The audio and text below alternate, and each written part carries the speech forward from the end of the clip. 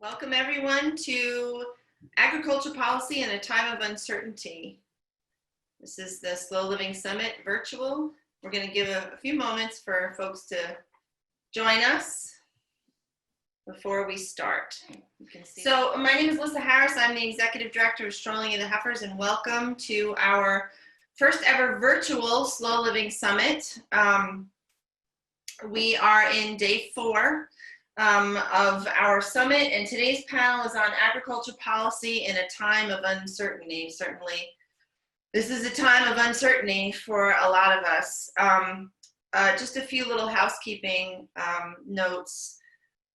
We put out a statement, Slow Living Summit put out a statement in support of Black Lives Matter on our Facebook page, and we did get some pretty negative and racist comments on that post.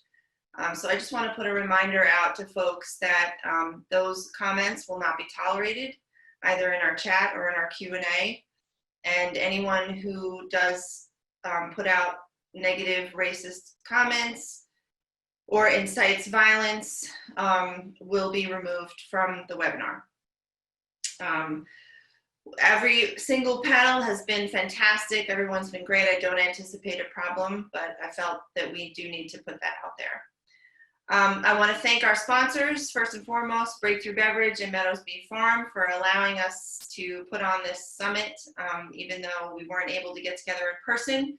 We've been doing this all virtually, and it's been really fantastic. I'm going to introduce now our moderator for the day is Teresa Snow. Teresa's worked in Vermont Ag for the last 20 years and founded Salvation Farm. I'm going to let her tell you about herself because she knows herself the best. So take it away, Teresa. Great. Thank you. It's an honor to be here at the Slow Living Summit and to moderate this panel of incredible individuals, folks that are doing work that I admire and look up to. So as I want to call you Lisa. As Lissa said, I am Teresa Snow. I'm the founder and the executive director of Salvation Farms. We are an organization that advocates for food system resilience, and our approach, or I should say the lever in which we approach building food system resilience, is by looking at edible surplus foods that often remain on farms, but that could be consumed by people, and that is often through supply chain inefficiencies in which that food does not leave farms and make it to people. So before we move on to the panelists, I'm just going to pull a few things out of the intro to the session. Again, the title is Agricultural Policy in a Time of Uncertainty. The intro included, what does the future of feeding ourselves look like when faced with pressing issues of climate change and a global pandemic? And now, not that it didn't exist before, but this coupled with rising demand for racial and social justice. While the global food supply has become increasingly consolidated, productive, and wasteful, its destruction of ecological, social, and economic systems has also increased. So I'm pleased to be able to just turn this over to our panelists so that they can introduce themselves, providing their name, their business or organizational affiliation, as well as a few statements about what alignment do you each have to this topic. And I'll let you each open up your mics at your own time. Do you care who goes first?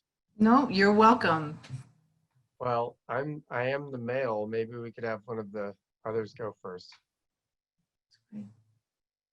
Chivalry. Nice. Okay, David, I can go first.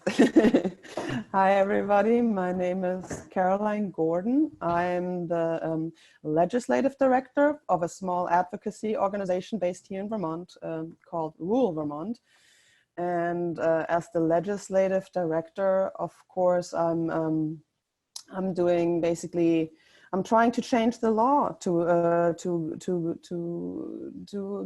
go towards this this goal, I would say, towards the future of feeding ourselves in times of uncertainty and climate change. And just to make a quick reference to the criminal justice movement, I've been visiting a local rally or just over the weekend, and been blown away by the power behind it and how inspiring the words were.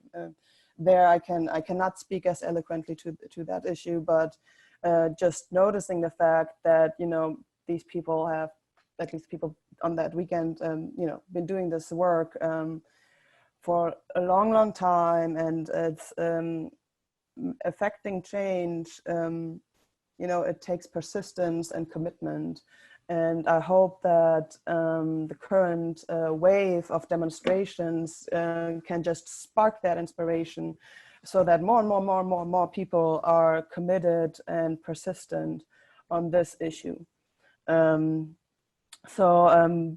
to my particular work. My background is I'm half German. So I've studied environmental law as an undergraduate bachelor's in Germany. And when that was at a time where basically my worldview just developed, and I just learned about environmental degradation, loss of biodiversity, water quality issues, and so on and so forth. And I was answering this question back then, okay, so if I just become a farmer, an organic farmer who does everything right, you know, and takes agency for the environment, maybe then I can affect the change. So I did in Germany, there's only one organic training program. So that's one issue. So if you want to become an organic farmer, can you get that education at all? And that is in Germany a program for biodynamic farmers. And many Americans don't really know what that means. It's a form of farming that that receives, at least on the German market, the highest tier of organic prices, because these are not just organic farmers, but they work biodynamically, and that means, you know, they work according to the moon cycles, and they have homeopathic substances that they produce themselves, and that they apply on the fields and the produce that enhance the health of the plants. And they generate the highest tier prices on the market. So one might say maybe these farmers are well off and have something that we would call farm viability. And they don't, you know, they still rely on cheap labor to make it work, on many voluntary hands, you know, suffer similar economic struggles than other farmers. And so I was motivated back then. So if even those farmers can't really make it work for themselves and drown under their debt, so maybe the law has to change. And I remembered, you know, okay, I have already this privilege of having this legal education. Let me continue that and focus on food and agriculture law. And as one might think, in times of climate change, that is an easy thing to do then, because everybody knows how agriculture contributes to climate change, and how important it is to rethink agriculture. Yet the law is antiquated, and legal education is usually based on how the law is and not how you can make policy to change the law. So the vast majority of legal education programs out in the world don't even think about agriculture or agricultural policy. So in the entire world, I could not find a program to educate me on food and agricultural policy other than the Vermont Law School here in the US, that has a series of programs focused on progressive issues, restorative justice being one of them, just to make that bridge once more, and yeah, with a progressive agenda. So I did that track there, and got stuck here in Vermont because I just think that Vermont is a bubble, a small state and a bubble for that reason, but it's part of the US, and the world looks at the US, and when the world looks at the US, then the world also looks on Vermont. GMO labeling has made that case, and thank you to the Lieutenant Governor on that end, and I think, and there is in Vermont, there is a different common sense on what kind of progressive policy is necessary. And one might think in bubble Vermont, we're already safe haven. But when you look at the farm to plate networks numbers on where we are in terms of local food consumption, for example, then you would be surprised that that number is still under 15% currently. So we have a long ways to go, and we need commitment and persistence. Thanks, Carolyn. Lynn, Lindsay? Sure, I'll take the next one. Hi, I'm Lindsey Berk. I work with ACORN, the Addison County Relocalization Network. We're a tiny nonprofit that has 2 part-time consultants and a volunteer board. And we're really working to strengthen the local food economy around the Champlain Valley. So moving beyond just Addison County, but really looking at the food shed as the watershed and beyond the geographical boundaries of counties.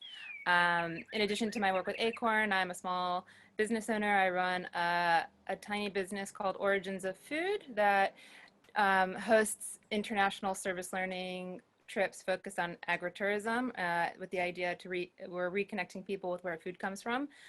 We believe that if people understand the amount of work that goes into growing food, people might want to become more active consumers, more conscious consumers, and perhaps become more advocates in their own home communities, focusing on food justice issues, racial justice issues.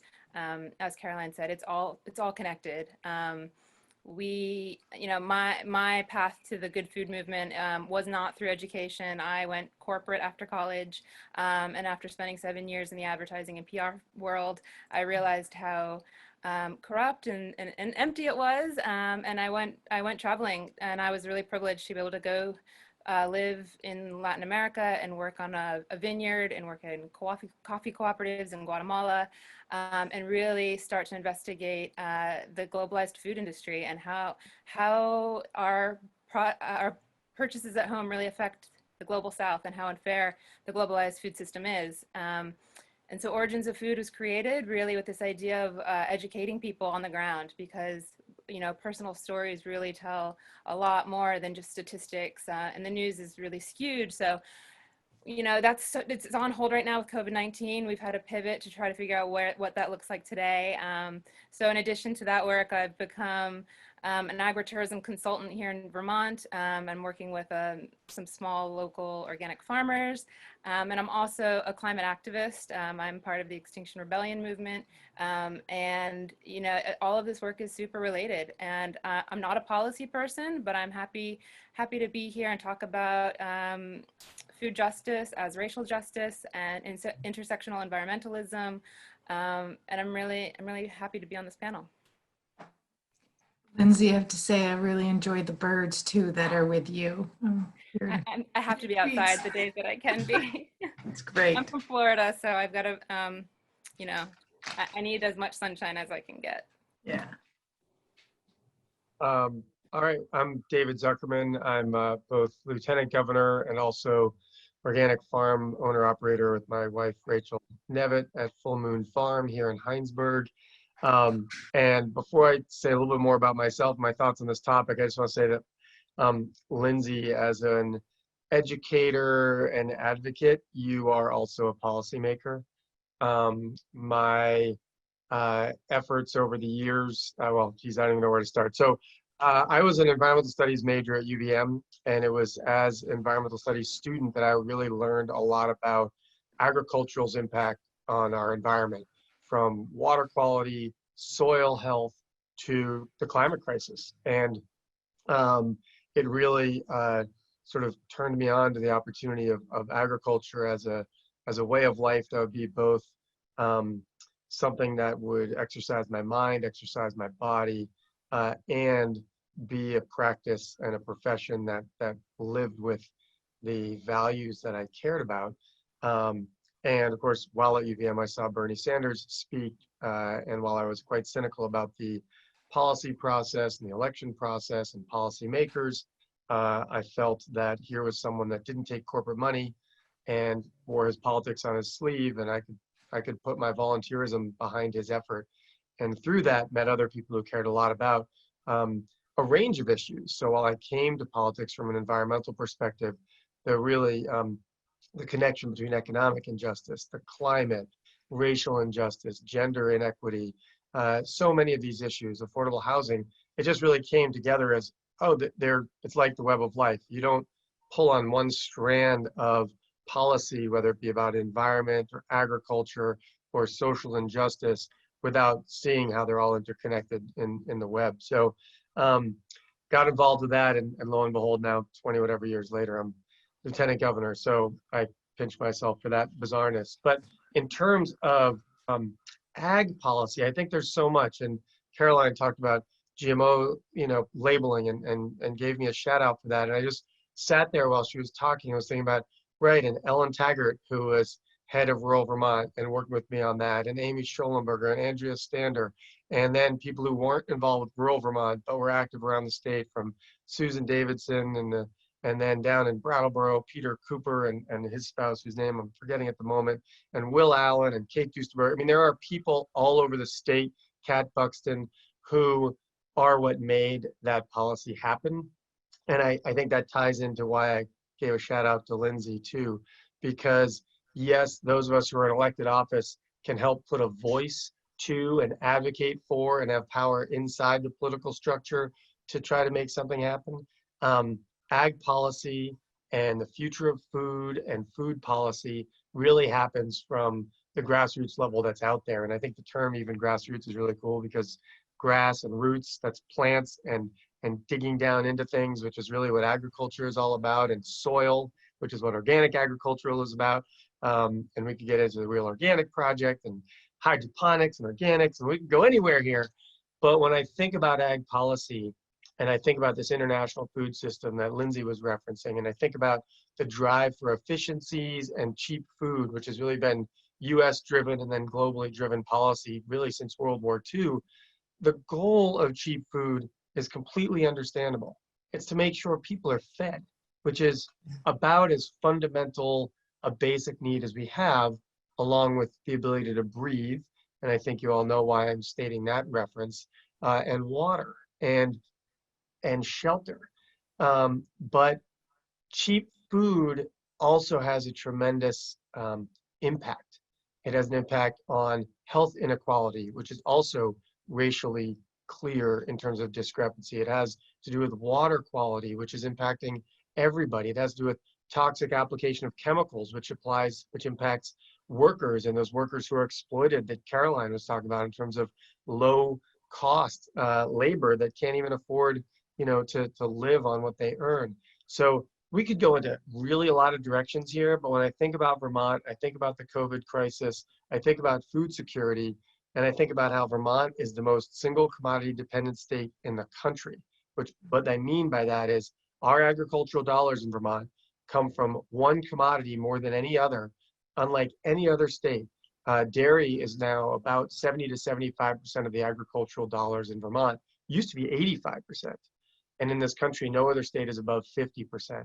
And for anybody who wants to talk about diversity, whether it's in people or economics or agriculture, we are so much healthier with more diversity, more perspectives, and that's also true with agriculture. And so I think we have to look at expanding diversity and quantities of ag grown for our basic needs. We have to look at storage, because frankly, the amount of food that we produce relative to what we consume, if we're looking at the potential with pandemics or climate crisis and energy to move food, that we have to look at how far is food traveling.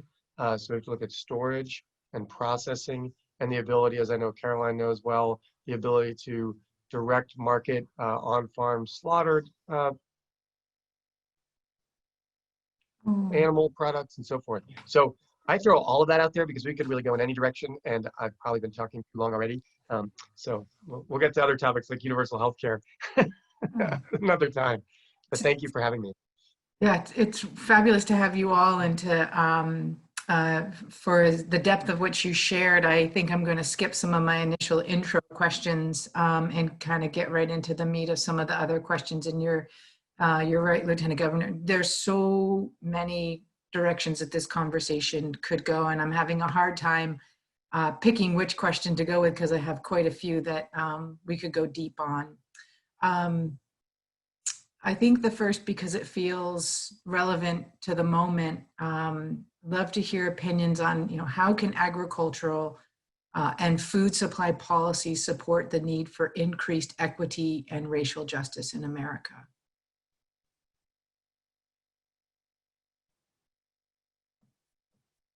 Well, I'll take a quick stab at it while we're all thinking, because that's so important and deep of a question. And I was thinking about, not all agriculture is food.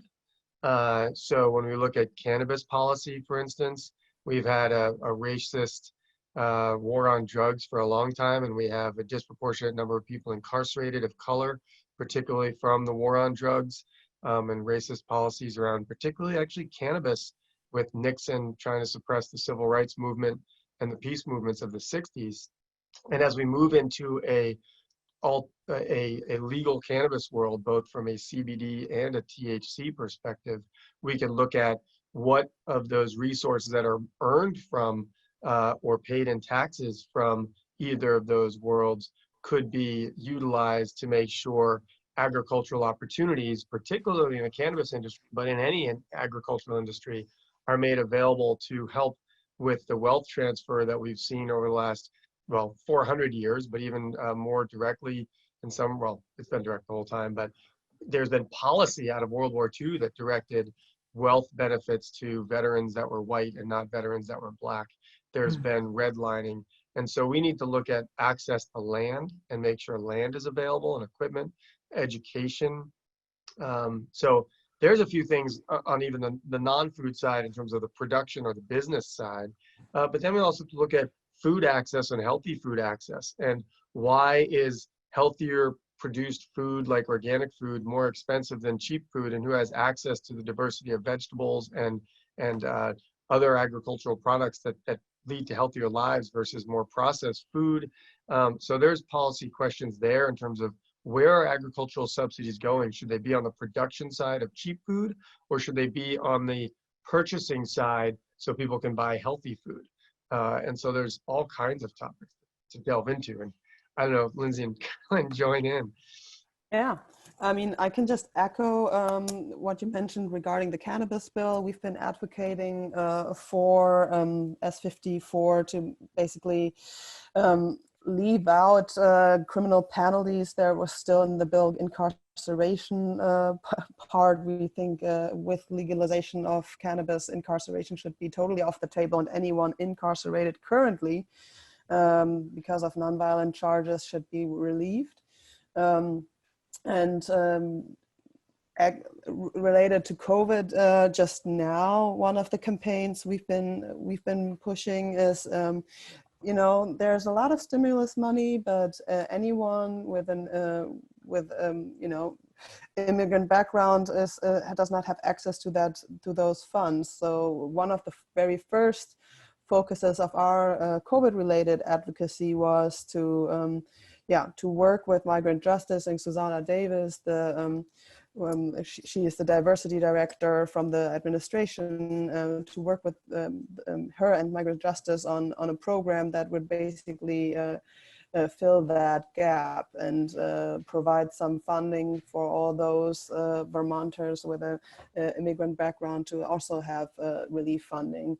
So, and equity is really one of rural Vermont's core values, and we experience now, David, you just mentioned the dollar importance of dairy farms to our ag sector, and It's weird though, because of the total number of farms in Vermont, the majority are not dairy farms anymore, and yet our Agency of Agriculture is very clearly prioritizing being an agency for the dairy sector, and that's why in the administration's proposal for relief funding, any diversified farmer didn't even find a home or consideration. So we currently very strongly working with NOFA Vermont and others, and environmental groups have also been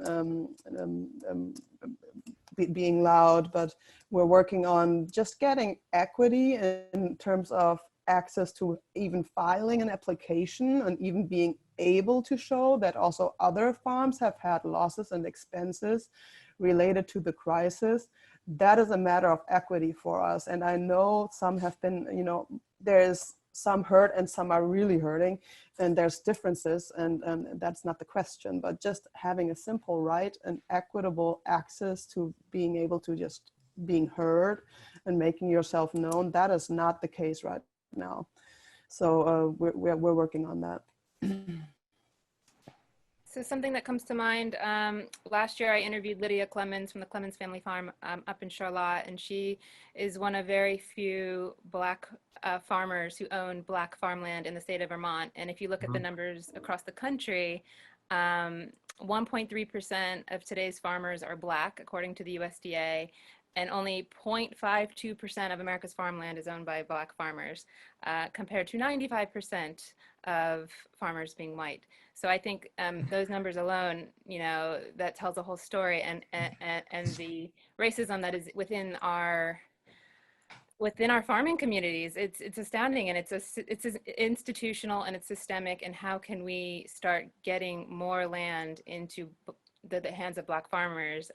You know, Leah Penniman at Soul Justice Farm is doing an amazing job. They're training new generations of Black farmers and farmers of color. And how can we promote that more through policy? How can we help young farmers access more land? You know, I'm in my mid-30s, and my generation is totally outpriced for buying land, whether you're white or a person of color. So how can we really start transitioning the land away from these big dairies? And maybe we start creating commons where you see younger farmers and you see farmers of color being incentivized to come to Vermont, because, you know, we're all saying we need more young people, but the young people that are coming from the cities because they can work remotely, and it's not necessarily the people that are coming to work the land.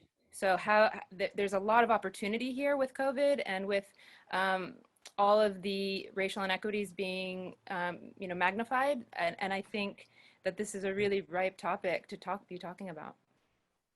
And something else that I would like to talk about, I guess, would be the essential workers. The essential workers tend to be people of color or women, and those are people who are putting their lives at risk to work in kitchens or to deliver food, and things that other people don't want to do, and they don't have access to healthcare, and they don't have paid sick leave. So here they are going, and in the slaughterhouses, we've all read the numbers of what's happening in the slaughterhouses, and who's working in the slaughterhouses?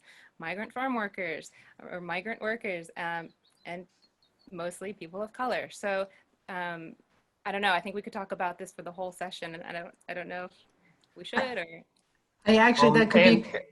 And that term essential workers, I think that is such an interesting moment in time that we're in with the COVID crisis, in that many people who are financially much better off are rallying around the concept of essential workers, and yet we've been unable to put economic policies in place that actually remunerate financial reward or even any kind of economic bump for the quote essential workers. I just think we are in a very amazing moment, depending on which way we go with respect to rebuilding this economy, to say, if this is essential, why isn't it valued with pay the way that an essential person should be?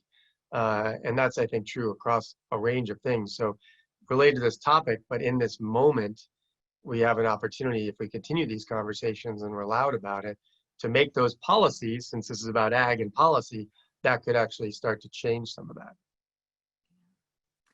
Well, I have Just a last comment also, just taking really the moment of everyone being thoughtful and inspired right now to think about racial justice. Yeah, finding out more about the groups of people of color and that are working on these issues and finding out how to support them.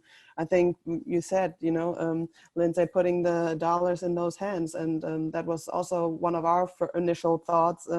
What can we do right away? And that is, you know, we've donated some money to, you know, I don't know if you know the group. It's a land trust of people of color, and we talked about land access as being something difficult as well. So this is a New England-based land trust specifically for people of color, and they're doing good work. And we also, you know, rural Vermont always has a 10% contingent just capacity we want to devote to issues that are intersectional. We were talking about healthcare very tiny little bit, and now we also more and more thinking about how we can also put as part of our advocacy, you know, intersectional, this particular issue. And there are actually a couple of bills in the run, and I'm just saying the numbers once for everyone to write down with me, because these bills need our support now.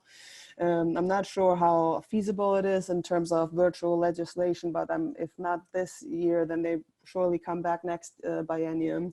So it's H518 and H464, I think they're related, and H478, and there it's about you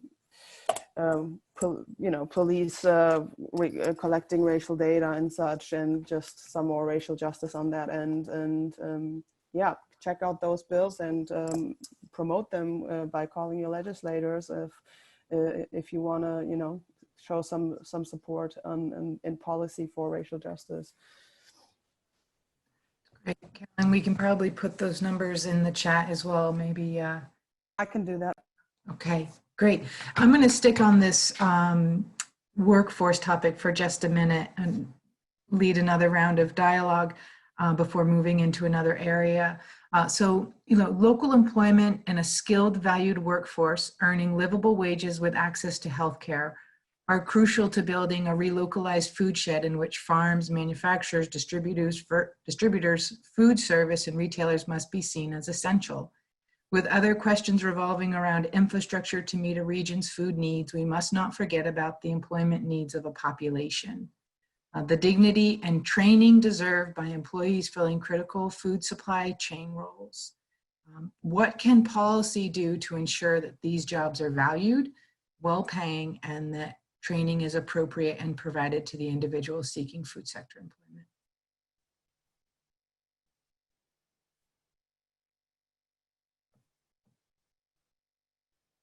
I have thoughts again, but I went first last time, so I don't know if you two are ready. You've got something to chime in. The obvious things that would come to mind are the minimum, you know, living wage of at least $15 or more, healthcare for all, paid sick leave, all of the the standard responses maybe that Bernie Sanders would have given if he was on this call. But I'll pass along the torch. Well, I fully agree. As a farm operator and owner, I'm going to also reveal the challenges of all of that.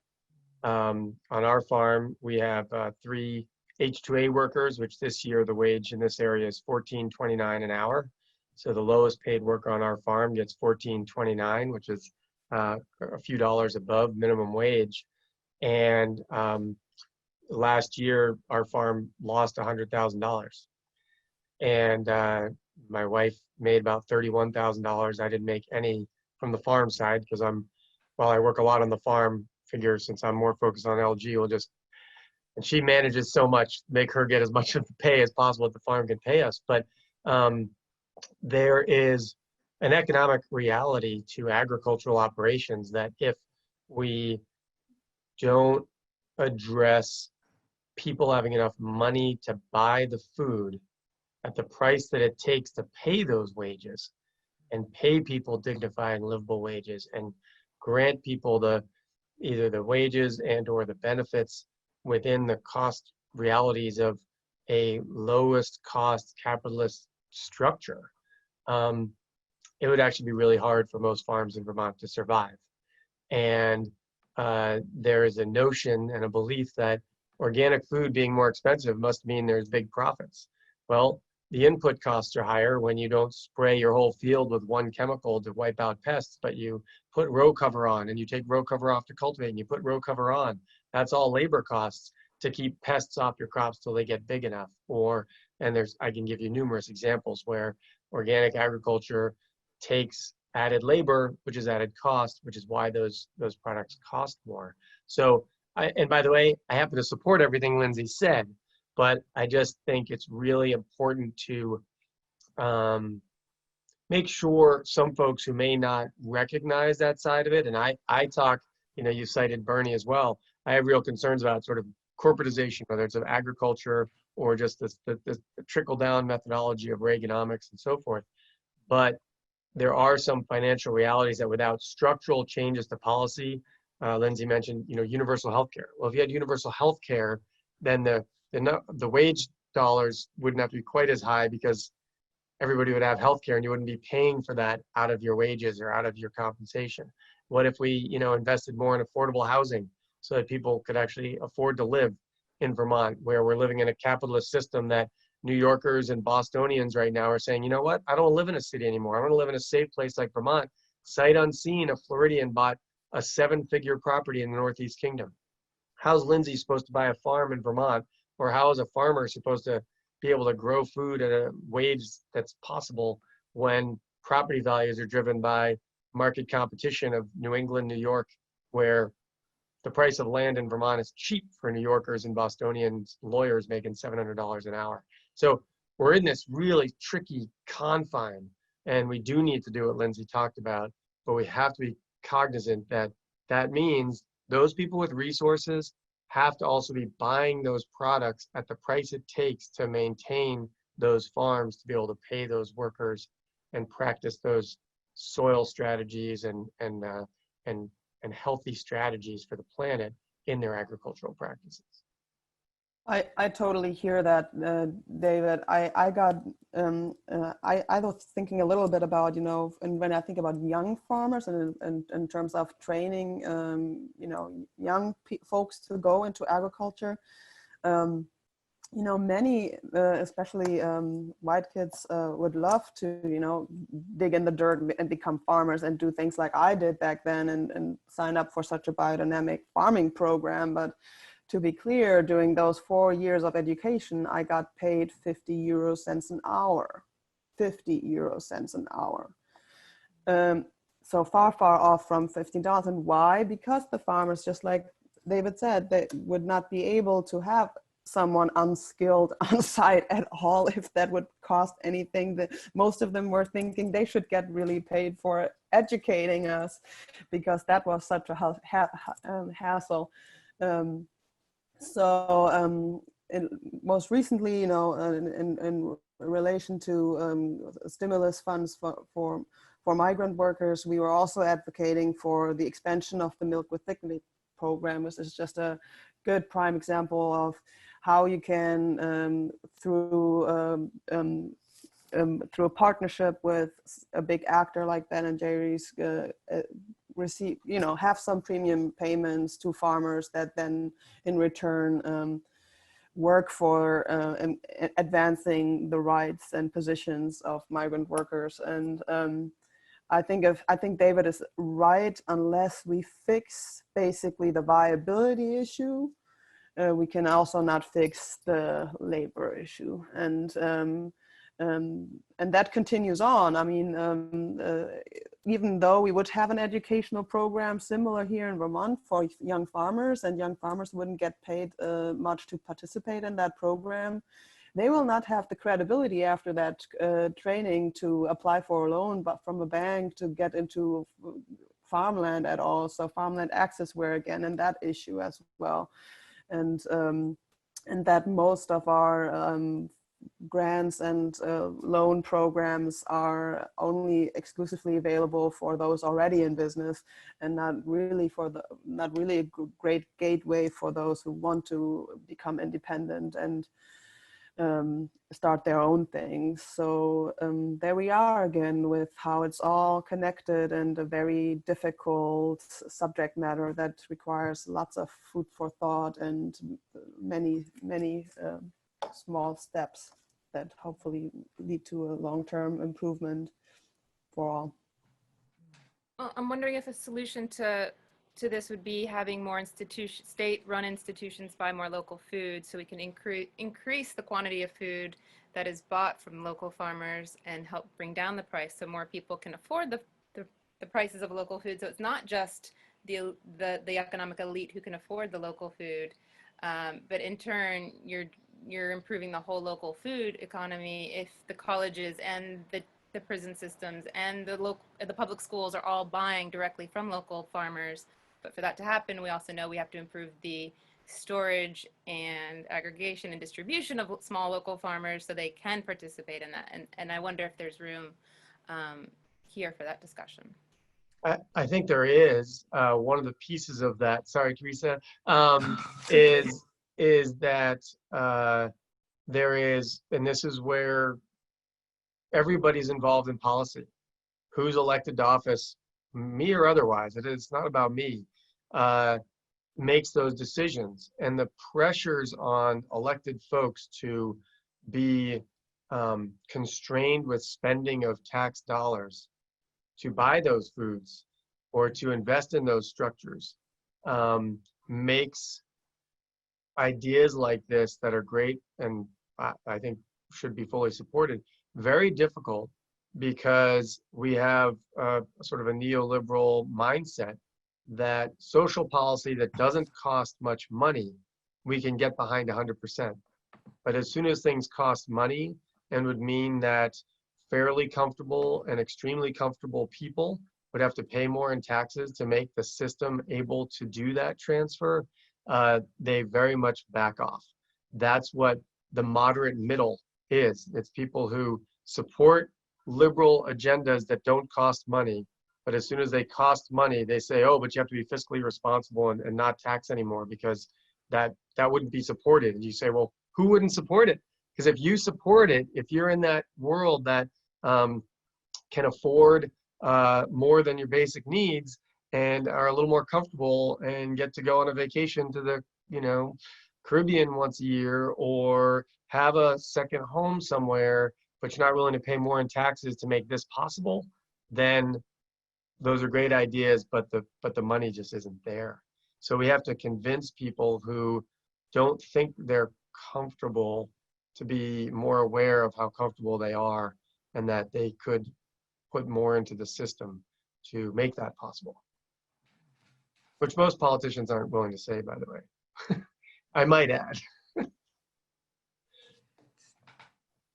The conversation's excellent. I keep going back and forth on which question I'm going to ask next, and I keep moving them all in different orders, but I think I'm going to take us in a new direction. Was going to talk about retail in relation to your question, Lindsay. Anyway, but I think, I have a question about conserving or transferring of land. Can local and state governments use public tax dollars to purchase agricultural land to aid in the transition from dairy to other forms of food production, or from one farmer to another? Is this happening? And can it be scaled in combination with land use planning, focused on building agriculture and food industries that can more readily feed a region's population? I missed the very beginning. Can which money be used for that?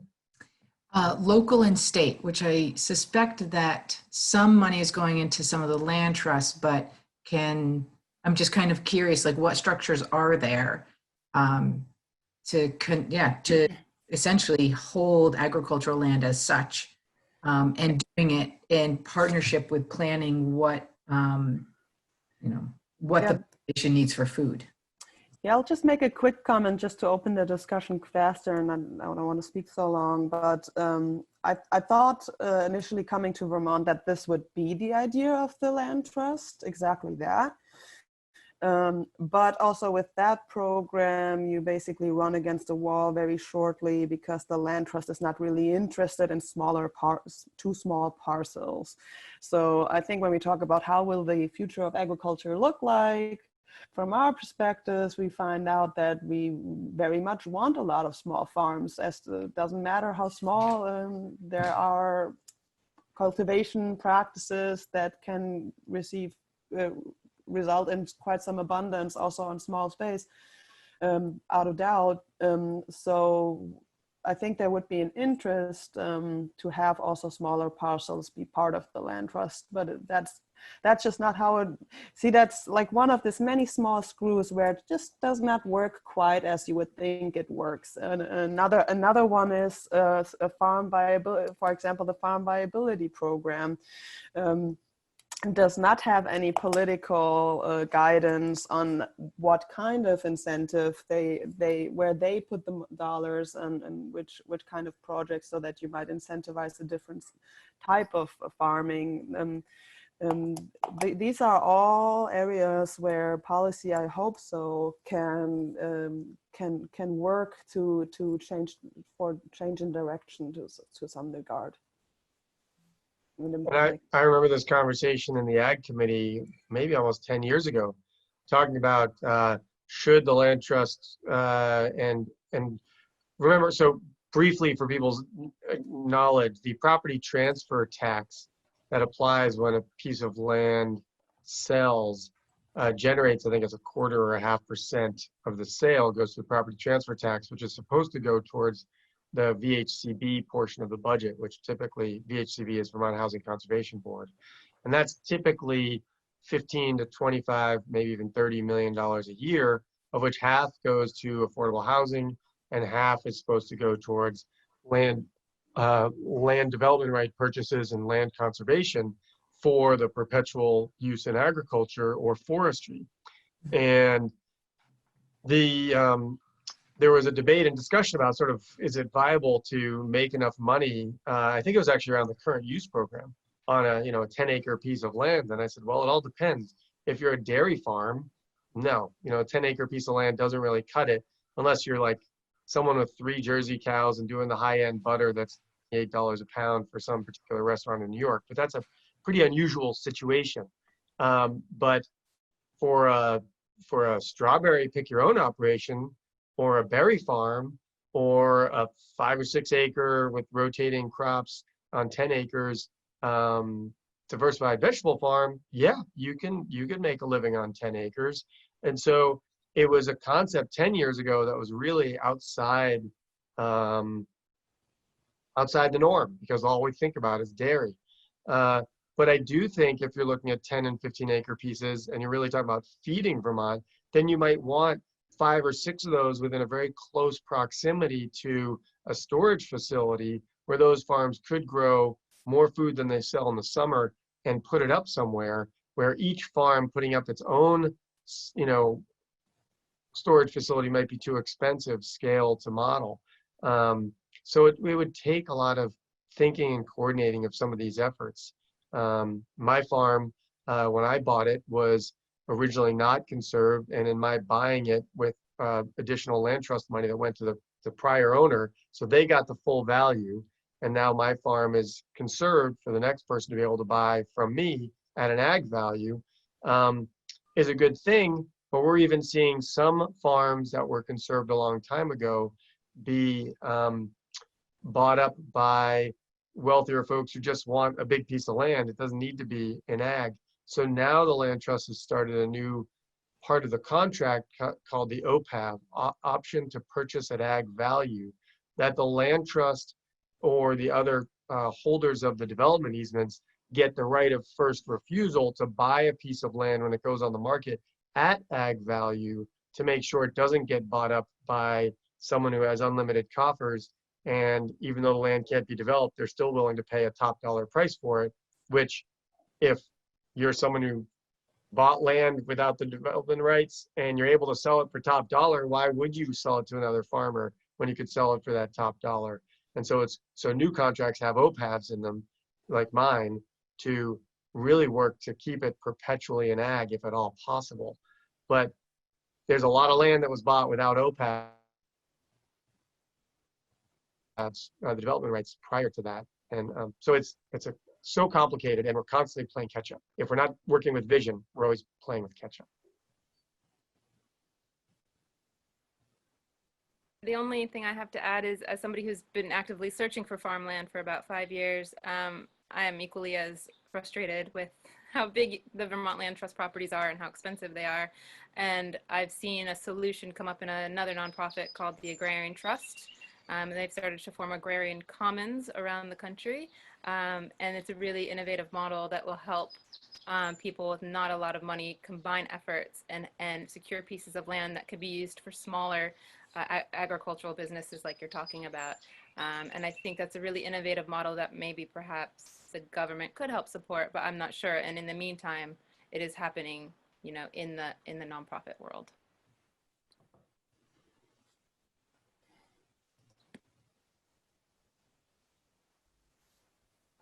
Sorry, I was muted, and there was a request for me to paste the questions I had been asking into the video chat. So if you saw those, sorry if they were distracting.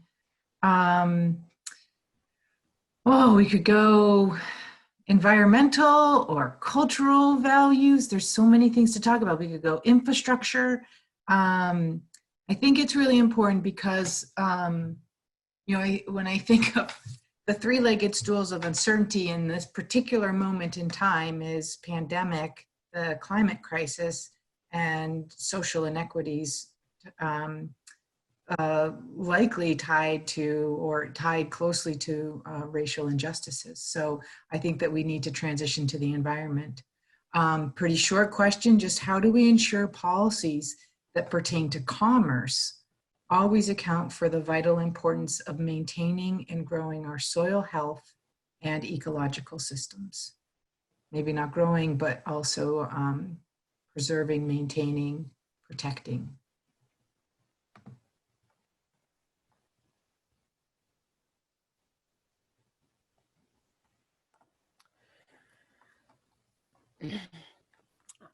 I don't know of any policy related to commerce. You mean just clarifying just agricultural commerce policies specifically, or? Yeah, when I started to frame this question, I don't think I retained much of it. I think of, you know, commerce tends to prioritize profits over, that is monetary profits over social or environmental profit, which profit just means to benefit or to gain. And so when we think about how we develop, use land, support businesses, how can we make sure that when policies are created that there's some sort of value structure in policy that pertains to commerce and business in our state or nationally, but that we don't lose sight of the fact that we have an obligation and responsibility to the environment, and that our health is reliant on ultimately the health of our soil and living green things. Well, I would answer that if with my just legal education hat, I think that from when I can answer just from me as a private person, I would answer that question that we actually need to change our constitution, because how our constitution, also in Vermont, the state constitution is written, it's all just about humans. And if we really want that values that are more of a holistic nature have to be considered in any sort of policy decision, then we have to change the constitution. So that's a very tedious process within itself. Beyond that, when we just look at what's happening currently in state legislature on soil health, for example, then we can see that there's also lots of movement this July. just a couple weeks from now, on July 1st, the Universal Recycling Law will take its final step, which means that every Vermonter will be asked to separate and recycle all food residuals. This is also a tedious process because it's been phased in over at least 8 years. And of course, now that we're in a pandemic, there were also opposing voices whether this is actually feasible to do this final lift in this very moment. But we are still working on the implementation of that law and advancing it because it's not quite clear what will happen with the food residuals and where they go. There's a management hierarchy that gives basically different tiers, and one of those tiers is agricultural use of food residuals, and of course, we are advocating for, we call it close the nutrient loop. We want food residuals to be returned to farms so that they can serve as a soil enhancement. And yet again, administration has not really been foreseeing that path, since currently food residuals are regulated as solid waste, and you can only imagine how for farmers it's a very it's a new terrain to go into solid waste law and go and acquire permits of that sort and nature and deal with a separate agency in that regard. So we're trying to make that easier for farms to import food residuals, use it as a forage for their poultry, or just as a composting compound. And that would be huge. I mean, just imagine the law takes effect this year, and just imagine there would be more Vermont farms willing to take those materials. We all know how important compost is for building soil, and that is just a huge amount of material that could be diverted for this very purpose. Yeah, I think Caroline touched on a number of things there, but one of the strange rules, and it's related partly to the Constitution and so forth, is that no legislature can write rules and laws for the next legislature to have to follow. So the idea of all policy having to go through a lens before it can get to the floor. One legislature can't tell the next legislature 2 years later. They have to use that lens to filter any policy. So the way you develop that lens, the way you make that lens happen, is by building the membership of the legislature with more people that will demand that cycle after cycle. So sometimes there are those, for instance, that think term limits are a good thing, but if you actually do that, you remove institutional memory that gives lobbyists, some of whom are wonderful and fight for good things like Caroline, and others who are fighting against issues like Caroline's fighting for, actually a bigger and bigger voice. And I've been there and seen some lobbyists throw an idea out there and we defeat it, but it looks clever and good and we defeat it. And 10 years later, they try again with a new legislator to introduce an amendment. And those of us who have been there for a while go, oh, we saw that 10 years ago. We know that fight. And we help that legislator learn that what looked clever and good was maybe not so clever and good and was really more helpful to the pharmaceutical industry or the chemical industry. But what you do when you vote for each and every one of your legislators and every one of your senators and each and every one of your elected officials at any level is you build more people that might join a climate solutions caucus or a rural Vermont caucus and so forth, that then that is what develops that lens that some of those issues get filtered through.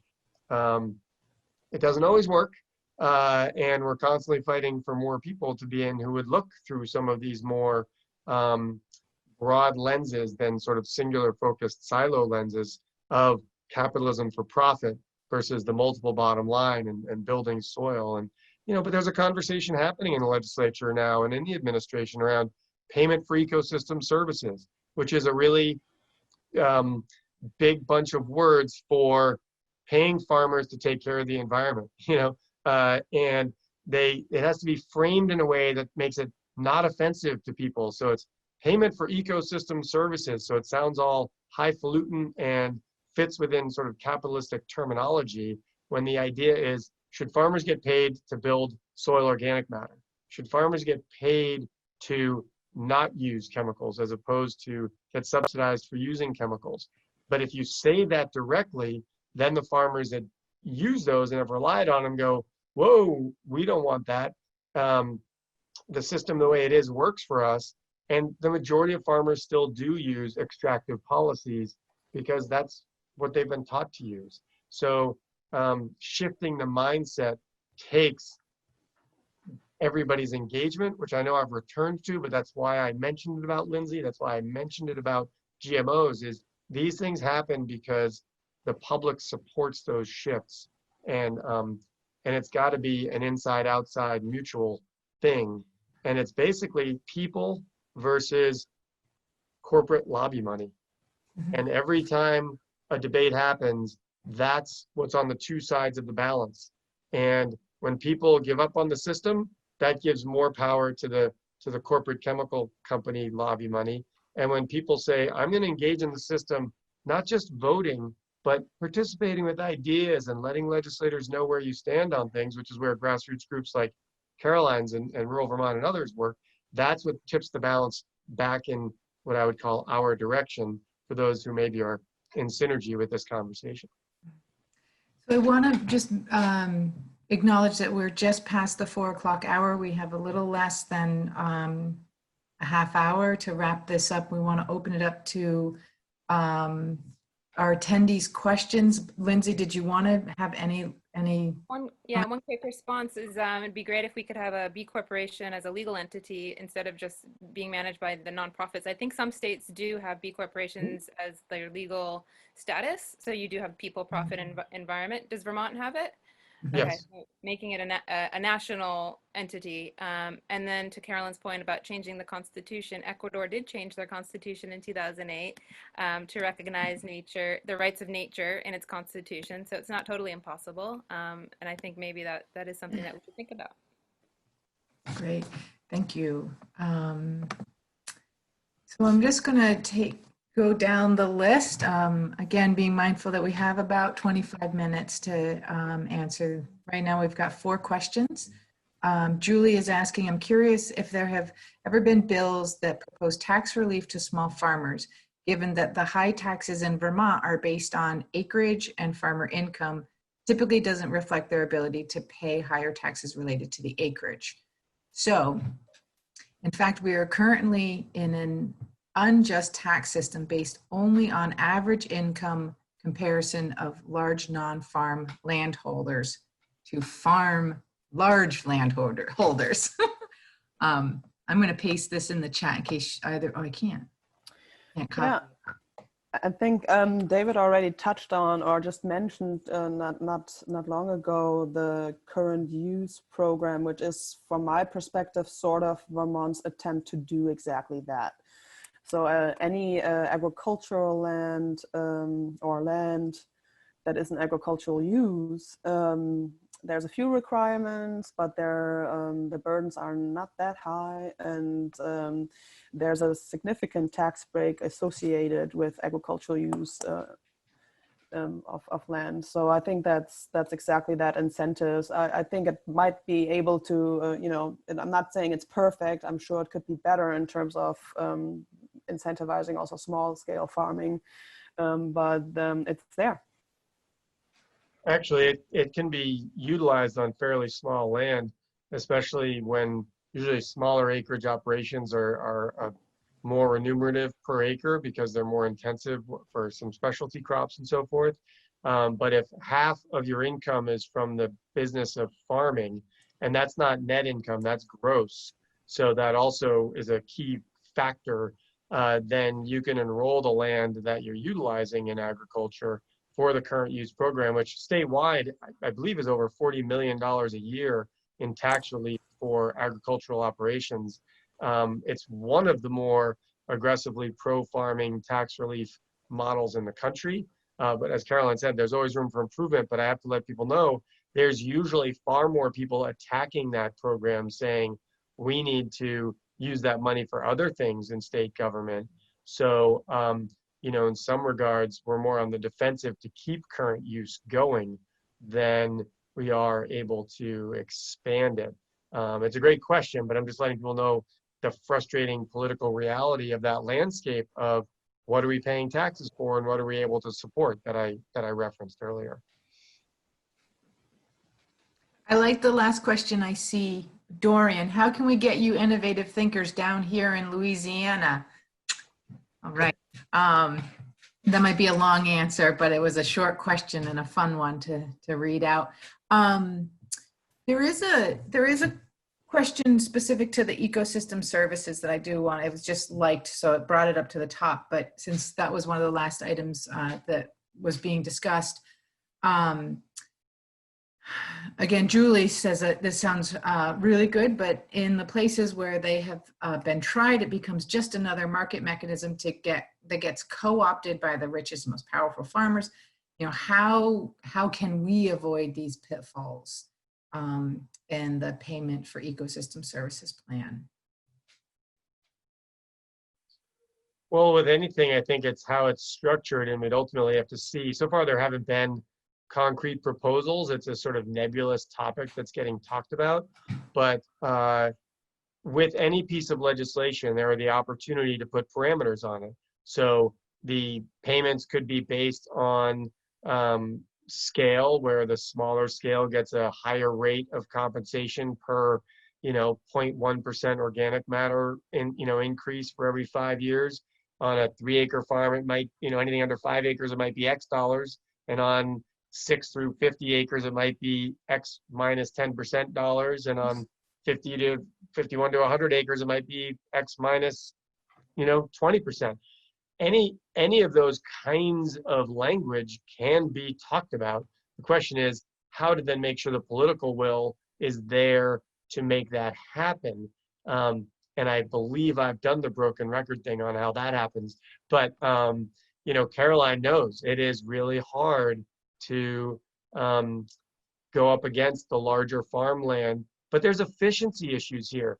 On a 25-acre production farm, I have much more equipment and ability, and a bigger farm, to spread seed, cover crop seed, than maybe a 2-acre farm that might not actually buy a grain drill to put in seeds. So it costs more money to build that soil with cover crops and spread that seed per acre. So there's logical arguments why a smaller farm should get a higher rate of compensation for increasing organic matter. But those arguments have to be made in the committee room, that then have to be bought into by those legislators, and they have to be able to articulate that to the larger body to win that argument on the Senate or House floor in those conversations. So that's a little bit of politics 101 and grassroots organizing, broken record 404. I'm just going to take a quick moment. And also, I was not introduced at the beginning, but I am Jennifer, just for the folks who are on the call attending. I helped organize this panel, and thank you again, everyone, for speaking. Everyone was wonderful. There's so much. I feel like we can go on for so much longer, but we won't. So I do want to ask something from Orly Munzing, who is the founder of Soil the Heifers. Good friends with Dave, and she has a couple questions. I'm just going to combine into one because it's sort of riffing on the same thing. How can we reduce climate change in agriculture, and how can we use technology to do that?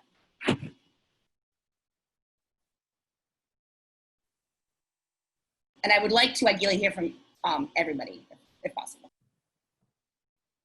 I just wanted to add to the previous question still, because that really relates to the work we are doing.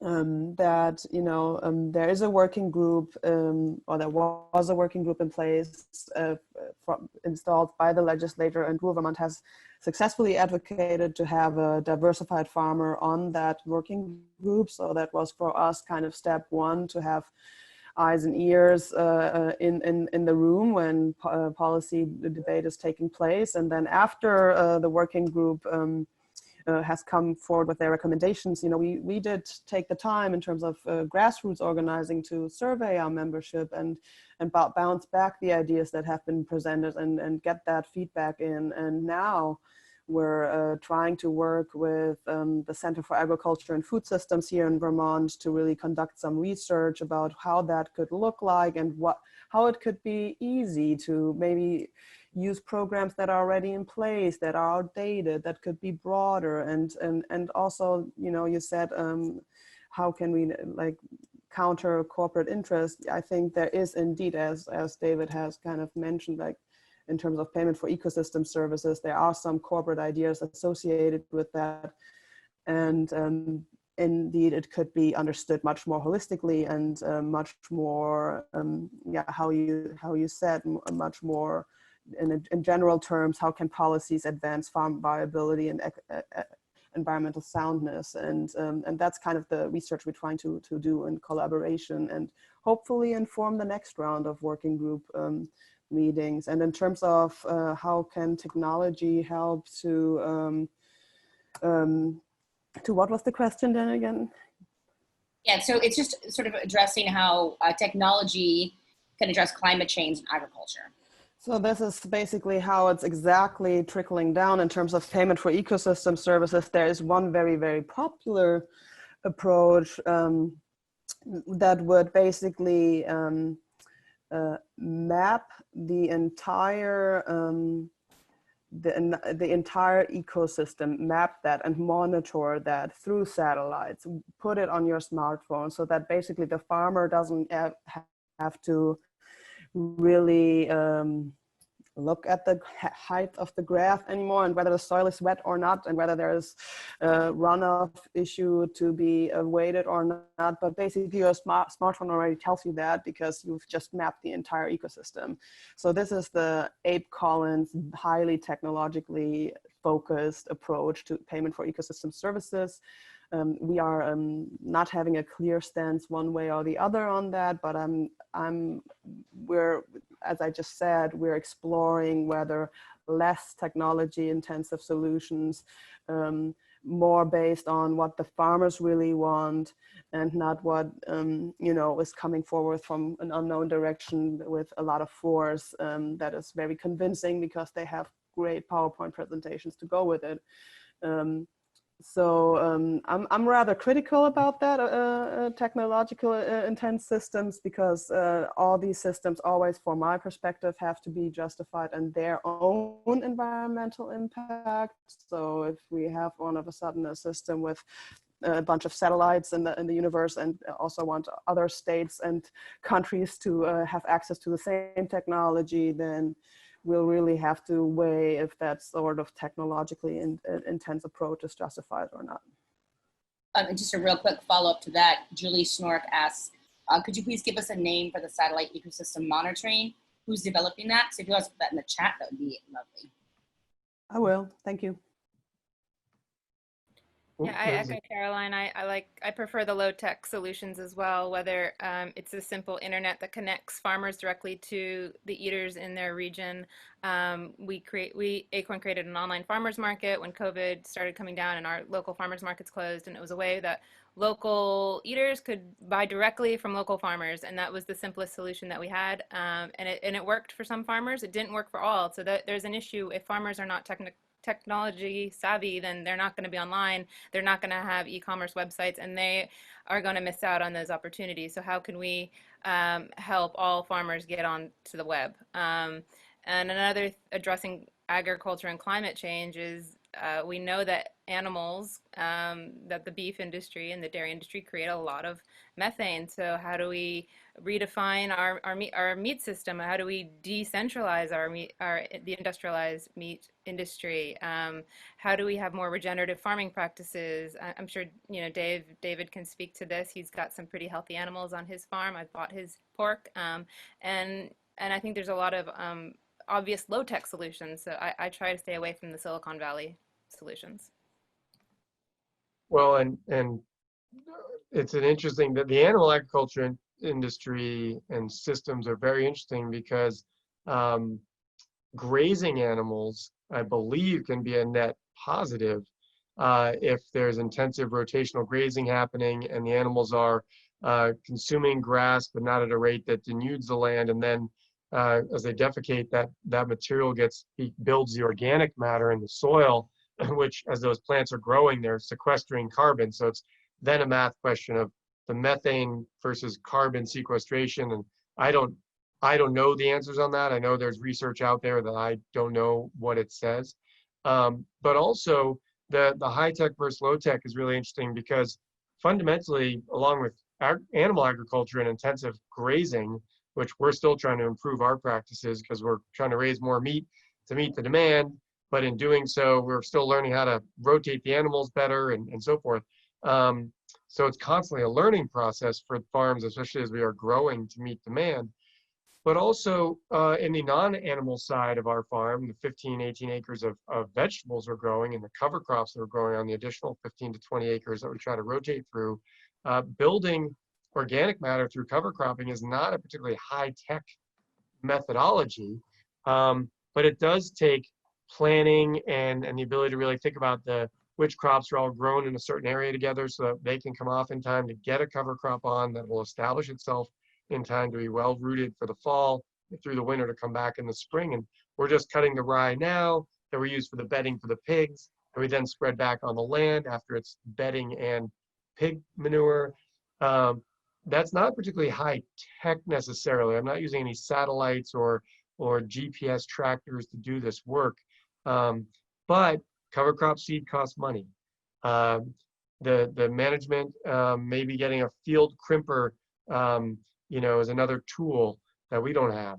And I'll tell a brief story, which is I heard from one of the biggest farms in the state, big conventional dairy farm, who, while doing their big nutrient management plans every year, which is a requirement of the state to try to reduce water pollution in the state, she called me and said, you know what, I just realized after 10 years of doing these nutrient management plans and soil tests, I just realized we've increased our organic matter by over 1% because they are using cover crops. One of my neighbor farms does this.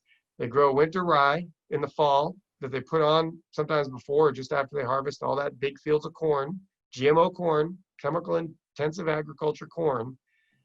They put down cover crops. Now they've seeded their corn for this season, and their corn is this tall, and the grasses are this tall.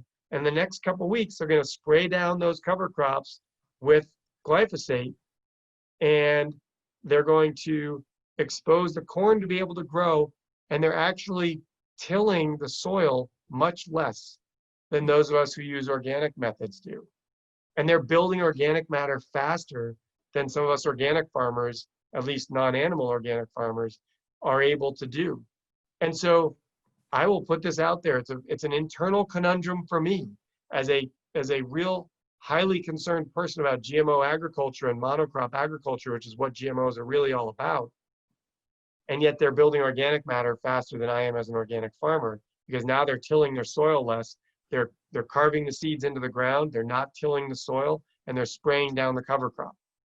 It's a very interesting question that we all have to deal with to say, interesting, is the top priority now sequestering carbon and building organic matter in soils for the climate crisis, or is it not using chemicals in agriculture, and or is there a way to do both, which I think is that's the diamond we're all aiming for. But these are not as simple, I think, as I know I used to think they were in terms of that discussion. And it ultimately still goes back to, what are you willing to pay for your food? And do you need to buy perfect looking food? Because as Teresa talked about at the opening, being with Salvation Farms, a lot of the food that they utilize is imperfect food.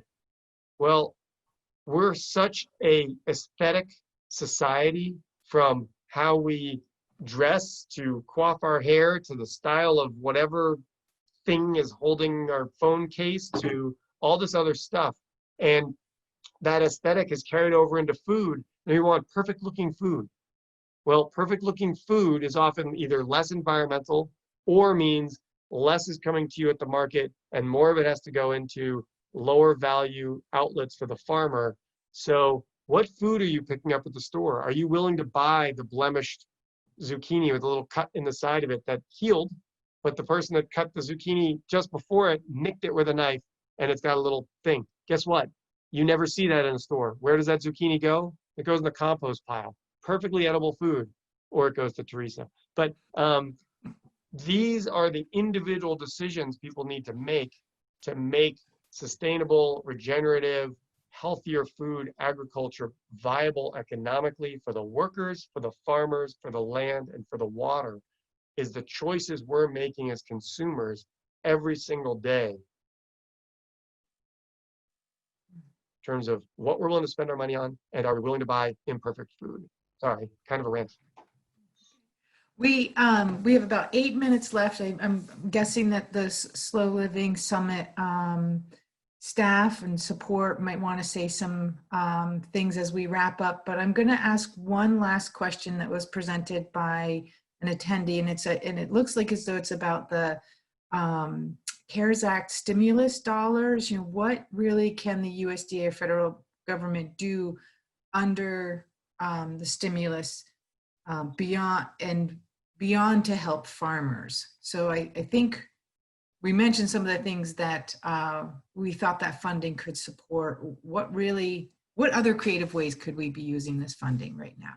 Do we know? I guess I'll take that first maybe, but my understanding of the CARES Act money is primarily it has to be used for expenses incurred due to the coronavirus.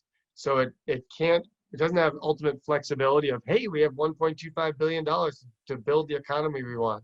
It's really to say, okay, the state took on extra expense housing homeless people. What was that expense? And how can we spend money to address homeless folks in the age of a coronavirus? And just today, the Senate passed a bill that allocated $20 million to VHCD or some other housing organizations to maybe build more permanent temporary housing for homeless folks to address coronavirus now and in the future. So that's a bill that's addressing a cost now, but maybe has a long-term support for us.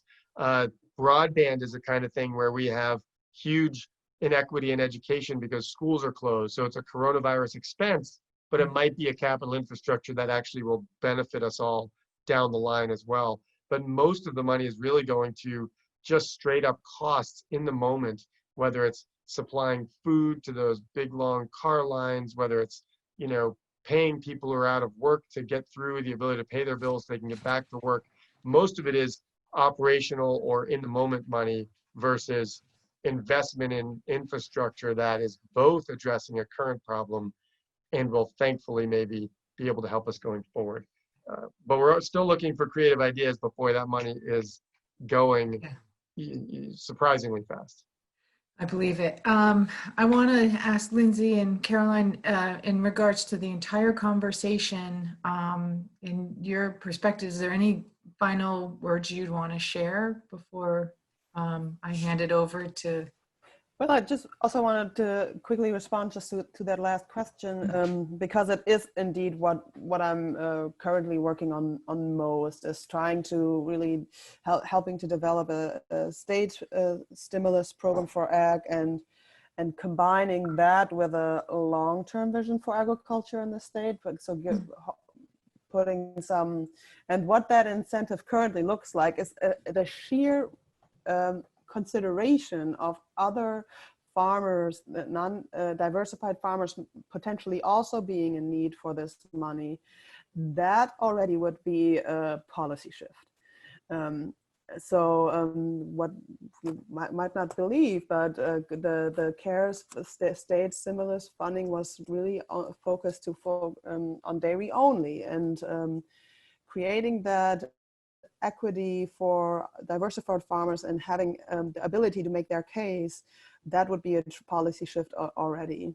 So we're working on that. And if some money is left and there's really strong competition about it, then we hope to keep some reserve funds for the fall, because many diversified farmers don't know quite yet what their losses might be, and they can't make that case until the fall. But if the money is paid out on a first come first served basis, there's no money left in the fall if we don't save some for the fall.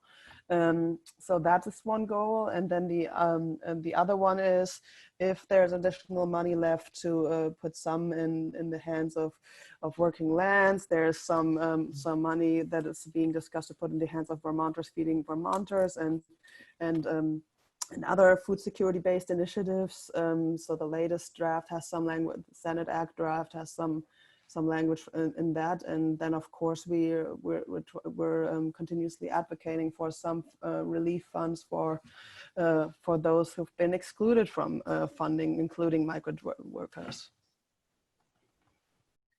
And Teresa, to your question about the whole, regarding the whole panel, I think while I agree partially with David that a lot of this has to do with the consumers needing to shift their values and spend more on what they eat, which I agree wholeheartedly, we also have to address that there's a broken, well, it's not a broken food system. The food system is acting exactly as it's been designed to, and there are major inequalities, and there's a lot of hungry kids in the state, and there's still a lot of issues that the onus isn't entirely on the people.